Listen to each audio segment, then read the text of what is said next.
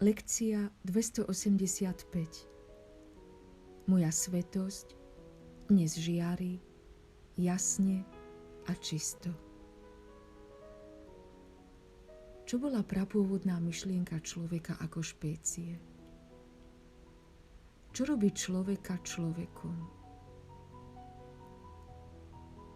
Asi to, že môžeme cítiť, že sme neuveriteľne kreatívni, že sme sociálne bytosti a dokážeme súcitiť.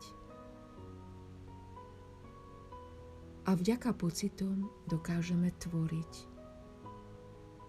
Človek tvorí vďaka svojej obsiahlej emocionálnej palete.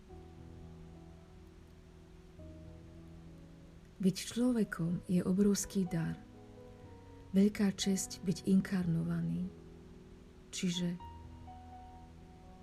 byť v tele. A tu zohráva veľkú rolu kvalita srdca. Práve spolusúcitné srdce robí človeka človekom.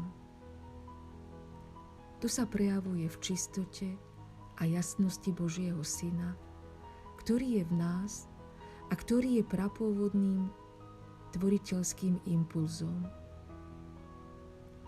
Túto schopnosť treba v sebe objaviť. Je v nás pod rúchom nášho pocitu malosti niekde v hĺbke skrytá. Človeče, poznaj sa, prebuď sa a rozpoznaj svoje pravé dary, ktoré v sebe nosíš. Dnešná lekcia nás navádza prebudiť sa a byť pripravený stať sa celou dušou človekom so svojou svätosťou. Človek ako Syn Boží je stále taký, aký bol stvorený.